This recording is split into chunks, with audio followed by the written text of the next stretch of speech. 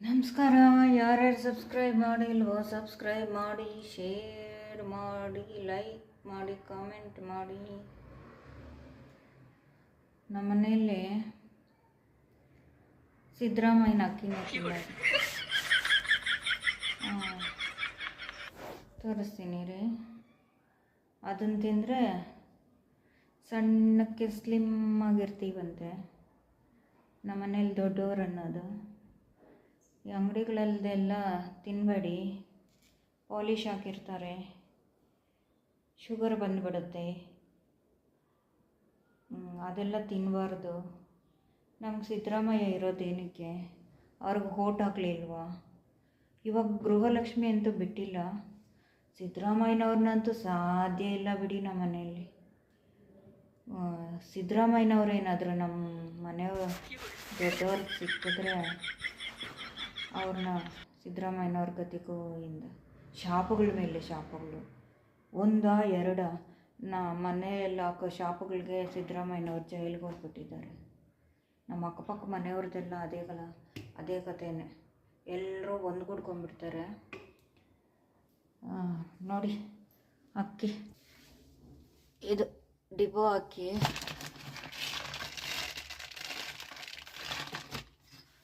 ಇದನ್ನು ತಿನ್ನಬೇಕಂತೆ. ಇದು ರಾಗಿ.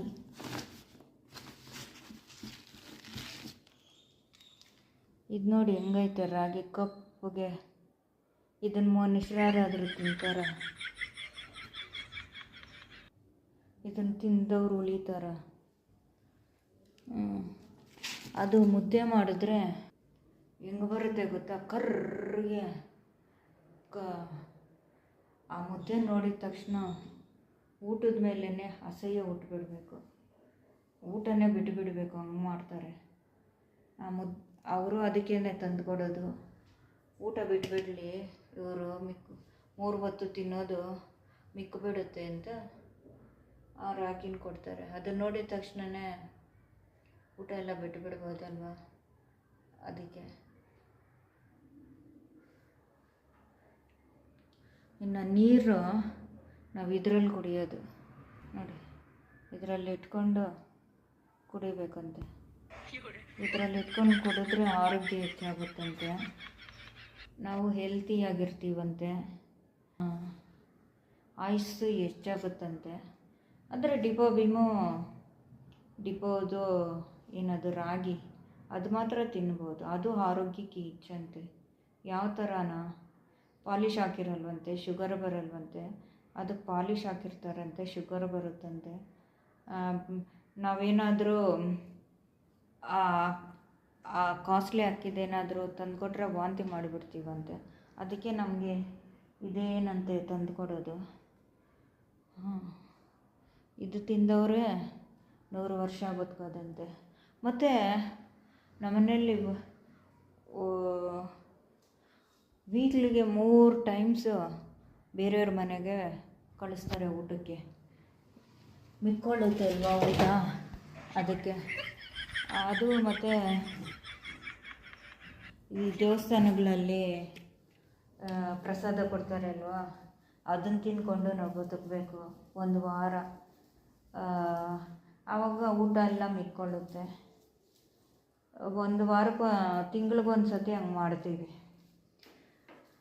ಹೋಗ್ಬಿಡ್ತೀವಿ. ಅವರ ಏನು ಸಂಬಂಧಿಕರು ಅವ್ರು ಕರೀದಿರ ಇರಲಿ, ನಾವು ದಿವ್ಸಕ್ಕೊಂದೊಂದು ಮನೇನ ಬರೆದಿಕ್ಕೊಂಡು ಬಿಟ್ಟಿರ್ತೀವಿ. ಬರೆದಿಕ್ಕೊಂಡು ಹೋಗ್ತೀವಿ.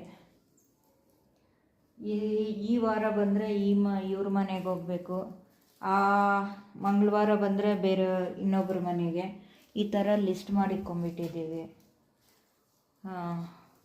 ಮದುವೆಗಳನ್ನು ಬಂದರೆ ಅಂತೂ 3 ಹೊತ್ತು ಅವ್ರು ಕರೀಲಿ, ಅವರು 1 ಹೊತ್ತು ಬನ್ನಿ ಅಂದ್ರೂ ನಾವು 3 ಹೊತ್ತು ನಾವು ಕುಟುಂಬ ಸಮೇತ ಹೋಗ್ಬಿಡ್ತೀವಿ. ಯಾಕಂದರೆ ಮನೇಲಿ ಊಟ ಮಿಕ್ಕುತ್ತೆ, ಗ್ಯಾಸ್ ಮಿಕ್ಕುತ್ತೆ, ಖರ್ಚು ಕಮ್ಮಿ ಆಗುತ್ತೆ. ಬೇರೆಯವ್ರು ಮಾತ್ರ ನಮ್ಮ ಮನೆಗೆ ಬರಬಾರ್ದು. ಅವರೇನಾದರೂ ಫೋನ್ ಮಾಡಿದ್ರೆ ನಾವು ಮನೇಲಿಲ್ಲ, ಹೊರ್ಗಡೆ ಹೋಗಿದ್ದೀವಿ. ಅಯ್ಯೋ, ನೀವು ಬರ್ತೀವಿ ಅಂತ ಗೊತ್ತಿದ್ರೆ ನಮ್ಮ ಮನೆಯಲ್ಲೇ ಇರ್ತಾ ಇದ್ವಿ ಅಂತ ಹೇಳ್ಬಿಟ್ಟು ಕಳಿಸ್ಬಿಡ್ತಾರೆ. ಇವು ಅವ್ರೇನು ಸಪೋಸ್ ನಾವೇನಾದರೂ ಇದ್ದಾಗ ಏನಾದರೂ ಬಂದುಬಿಟ್ರೆ ಅವ್ರಿಗೆ ರೇಷನ್ ಅಕ್ಕಿನೇ ಗತಿ. ರೇಷನ್ ಅಕ್ಕಿ ಮಾಡೋದು, ರೇಷನ್ ಮುದ್ದೆ ಮಾಡೋದು. ಅವ್ರು ಇನ್ನೊಂದ್ಸತಿ ಮನೆ ಕಡೆ ತಿರುಗಿ ಈ ಊರಲ್ಲೆಲ್ಲ ಹೇಳ್ಕೊಂಬಂದ್ಬಿಟ್ಟವ್ರು, ಇವ್ರ ಮನೆ ದೊಡ್ಡವರೆಲ್ಲ ಜಿಪುಣರು, ಹೋಗಬೇಡಿ ಅಂತ. ಆದರೆ ನಾವು ಮಾತ್ರ ಬಿಡಲ್ಲ, ಯಾವ ಫಂಕ್ಷನ್ನು ಬಿಡಲ್ಲ, ಅಟೆಂಡ್ ಆಗಿಬಿಡ್ತೀವಿ. ಈ ಪರ್ಕೆನ ತಂದು 5 ವರ್ಷ ಆಯಿತು. ಗುಡಿಸಿ ಗುಡಿಸಿ ಗುಡಿಸಿ ಸೌದೋದ್ರೂ ಅದರಲ್ಲೇ ಗುಡಿಸಬೇಕು. ನಿನಗೆ ಎಷ್ಟು ಪರ್ಕೆ ತಂದು ಕೊಡೋದು? ಇನ್ನೇನು ಸಂಸಾರಿನ, ಮನೆ ಹಾಳಿನ ಅಂತ ಹೇಳ್ತಾರೆ. ಮಾಪ್ ತೋರಿಸ್ತೀನಿ ರೀ. ಮಾಪ್ ಇನ್ನು ಕಪ್ಪಗೆ ಕರ್ರಗಾಗ್ಬಿಟ್ಟಿದೆ.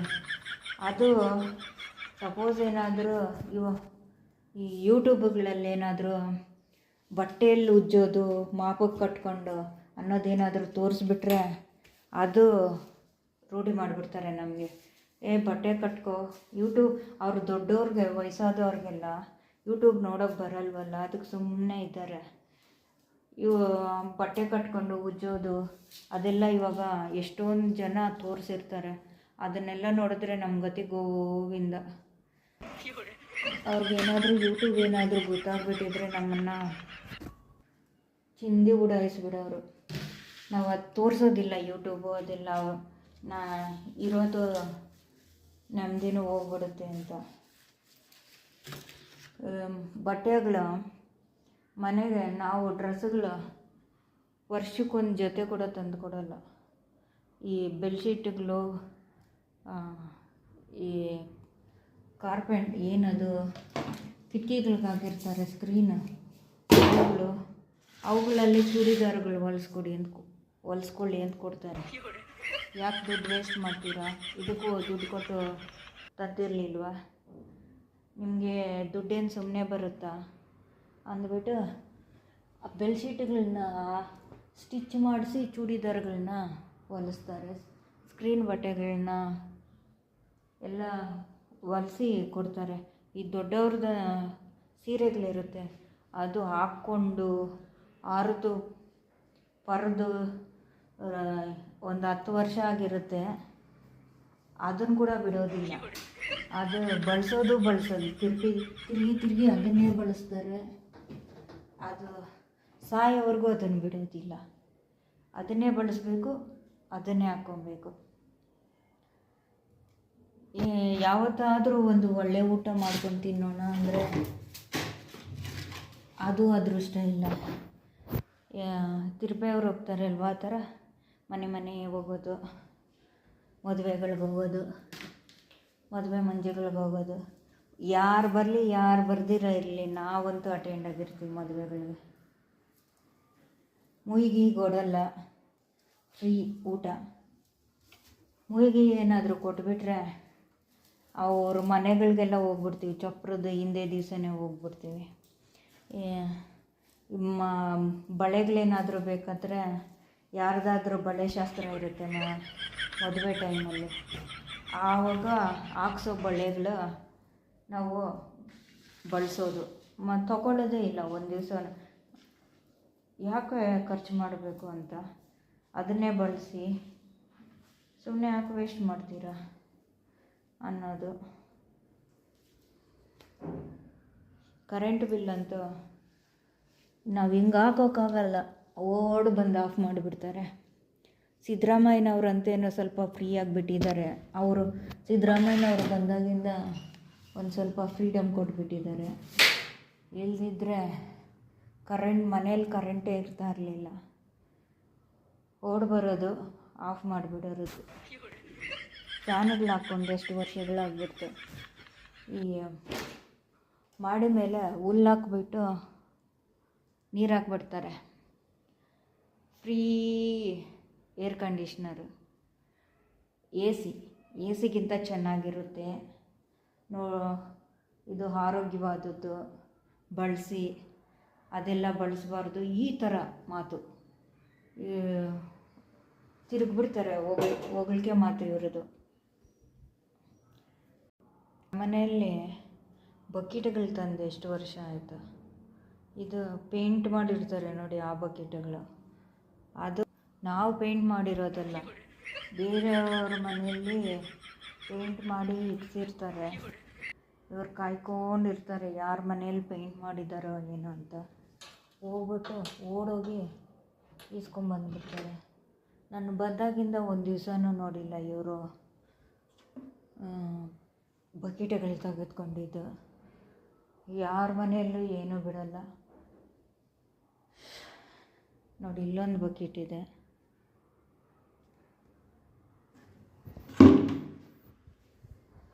ಈ ಮಾಪು ನೋಡಿ ಅಂತ ತಂದು ಕಪ್ಪಗೆ ಕರ್ರಗೆ ಆಗಿಬಿಟ್ಟಿದೆ. ಇದನ್ನೇ ತೊಳಿಬೇಕು, ಇದನ್ನೇ ಉಜ್ಜಬೇಕು.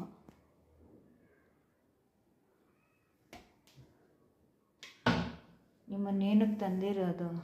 ಸೊಸೆಂದಿರನ್ನ ಮಾಡಿ, ನಾವೇನು ಮಾಡಲ್ಲ ಅಂತೀವ. ಇದು ಉಜ್ಜಿ ಉಜ್ಜಿ ಉಜ್ಜಿ ಉಜ್ಜಿ ಇದರಲ್ಲಿ ನಾರೆಲ್ಲ ಹೋಗ್ಬಿಟ್ಟಿದೆ. ಉಜ್ಜಿ ಉಜ್ಜಿ ಉಜ್ಜಿ ಉಜ್ಜಿ ಇನ್ನೆಷ್ಟು ತಿಕ್ಕಬೇಕೋ ಗೊತ್ತಿಲ್ಲ. ಅದು ಯಾವಾಗ ಇದಕ್ಕೆ ಬಟ್ಟೆ ಕಟ್ಕೊಂಡು ಉಜ್ಜಿ ಅಂತಾರ. ಬಟ್ಟೆಯಲ್ಲೇ ಮನೆ ಒರೆಸಿ ಅಂತ ಇತ್ತು.